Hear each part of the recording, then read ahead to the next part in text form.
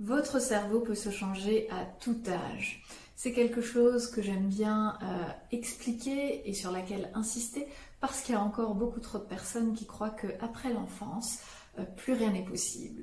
Alors avant les explications, n'hésitez pas à vous abonner à cette chaîne pour recevoir les notifications ou si vous voulez me soutenir à mettre un petit j'aime sous la vidéo ou un commentaire.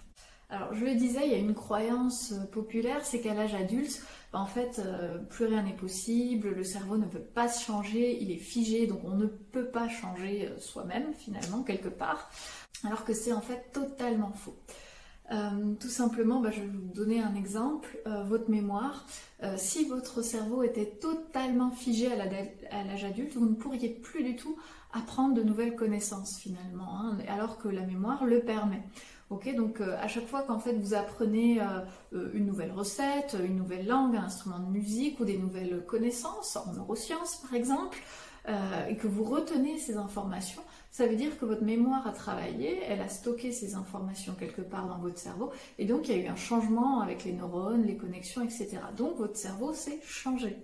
Alors évidemment, à l'âge adulte, les changements se font de manière différente qu'à l'enfance, et c'est ce que je vais vous expliquer dans un instant. Alors commençons par l'enfance. Finalement, l'enfance, si vous voulez, le cerveau est dans un mode très particulier qui est ce qu'on peut appeler le mode éponge. C'est comme une éponge, il va absorber absolument tout ce qu'il apprend, tout ce qu'il voit, tout ce qu'il y a autour de lui, etc. Donc en fait, la capacité du cerveau à apprendre, en quelque sorte, elle est vraiment très très forte, parce que c'est comme une éponge, mais il n'y a pas vraiment de filtre quelque part. L'enfant, il prend tout ce qu'on lui donne, il n'est pas forcément non plus capable déjà de juger, de rationaliser et se dire non, ça c'est pas pour moi, je laisse de côté, ou ça ce qu'on me raconte, en fait, je pense que c'est faux, j'y crois pas. Non, il va prendre tout ce qu'on lui dit, hein, en mode éponge. Et donc ça reste un cerveau très malléable, très manipulable. Et puis c'est un cerveau finalement en mode hyper apprentissage, et donc il y a énormément de changements parce qu'il est en train aussi toujours constamment de produire de nouveaux neurones, de faire de nouvelles connexions, etc. Et on voit un enfant, il est en constant apprentissage, que ce soit à travers le jeu ou à l'école, etc. Okay. Puis à l'adolescence, en fait, il va se passer ce qu'on pourrait appeler le grand remaniement dans le cerveau. Et c'est pour ça d'ailleurs que, alors c'est pas la seule raison, au niveau du corps, il y a aussi plein de changements chez un adolescent, mais aussi au niveau du cerveau, il y a énormément de changements, ça prend énormément d'énergie, et souvent les adolescents dorment beaucoup, on est d'accord. Mais alors ce grand remaniement, finalement, c'est quoi? C'est faire le tri entre tout ce qui a été appris. Ok, on a absorbé comme une éponge pendant l'enfance, mais maintenant, le cerveau, il est à l'adolescence, il commence à être saturé finalement, quelque part. Et donc, il va devoir faire de la place. Et il y a plein de choses en fait qu'il a appris, il a formé des neurones, des connexions pour ça, qu'il a utilisé peut-être qu'une, deux ou trois fois, mais pas souvent. Et donc, ça va être considéré comme inutile. Donc, ça va être supprimé. Ces apprentissages vont être supprimés, les neurones vont être supprimés, ils vont être réutilisés, recyclés en nouveaux neurones pour plus tard. Okay, et puis, tout ce qui va être gardé, ça va être renforcé, c'est-à-dire on va renforcer les connexions entre les neurones des apprentissages qui ont été utiles. Mais attention, utile ici ne veut pas dire utile pour la vie, ou voilà, c'est utile pour le cerveau, ça veut dire quelque chose qui a été utilisé plusieurs fois et suffisamment pour qu'on le garde en fait. Donc même un enfant qui apprend plein de conneries, s'il en fait tout le temps, le cerveau lui va te dire que ses apprentissages de bêtises, c'est utile parce qu'il l'a utilisé plein de fois, d'accord? Voilà, donc en fait il y a ce grand remaniement et ça va permettre vraiment de faire de la place au cerveau, de se libérer, de renforcer ce qui est utile, donc qui a été très utilisé, et de supprimer ce qui n'a pas été réutilisé finalement. Et donc ça va permettre au cerveau de se configurer pour l'âge adulte. Néanmoins, à l'âge adulte, on y vient, c'est pas pour autant que ça va être figé en fait. Mais comme à l'âge adulte, il y a déjà une bonne structure qui a été mise en place avec des apprentissages, par exemple, on se rend pas compte, mais regardez un très jeune enfant, il va avoir du mal par exemple à manger, à tenir une fourchette, un couteau, ce genre de choses. Nous, adultes, pas besoin de réapprendre ça. Donc le cerveau n'a pas besoin d'avoir la capacité d'apprentissage d'un enfant. Un enfant, il est constamment en train d'essayer d'apprendre, à marcher, à parler, à lire, à écrire. Enfin, c'est énorme. Alors qu'à l'âge adulte, on a beaucoup moins besoin de cette capacité en mode éponge. Okay, et c'est pour ça qu'en fait, il y a déjà une bonne structure. On sait déjà marcher, lire, écrire, parler. On sait déjà comment s'alimenter, tenir un couteau, une fourchette, etc.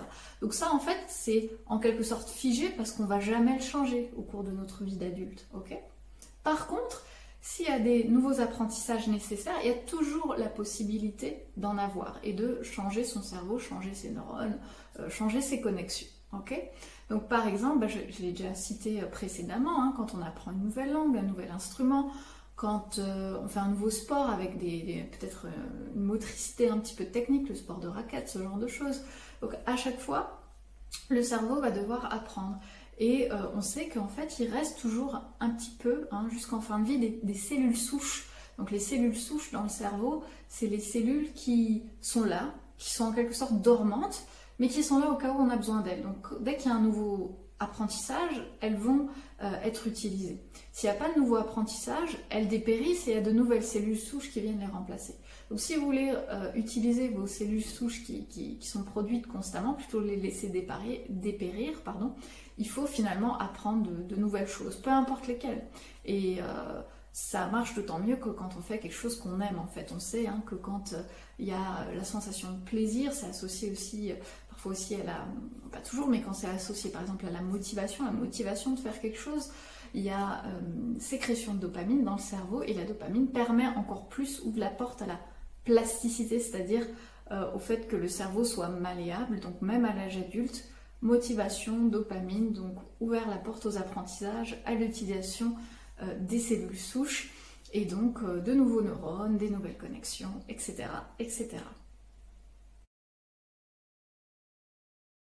Alors autre manière finalement de permettre de changer son cerveau en quelque sorte avec ces nouvelles connexions neuronales, c'est aussi par exemple la méditation.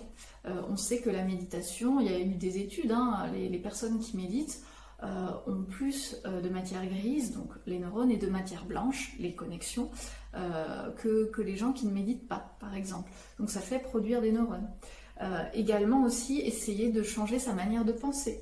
Il faut savoir que 90% de nos pensées sont les mêmes chaque jour. Donc en fait, il y a 90% d'habitudes qui sont exactement pareilles, donc ça c'est bien figé dans le cerveau. Alors qu'il n'y a que 10% de nouveautés. Alors que si on essaie d'avoir peut-être déjà 15-20% de nouvelles pensées, ça peut déjà être beaucoup, et le cerveau doit travailler à former des nouveaux chemins neuronaux. Pour ça, je vous renvoie à la vidéo sur les pensées positives, les techniques de pensée positive, partie 1, où j'explique justement plus en détail comment ça se passe avec les pensées et comment le cerveau se change. D'accord ? Et puis pareil, si c'est pas la manière de penser, ça peut être des comportements, des habitudes, des choses justement qu'on n'aime pas ou qu'on aimerait changer. Alors pas besoin d'essayer de tout changer à la fois, mais peut-être juste un comportement ou une habitude. Ok, ça, je vais changer, je vais me forcer tous les jours de faire un peu plus différemment.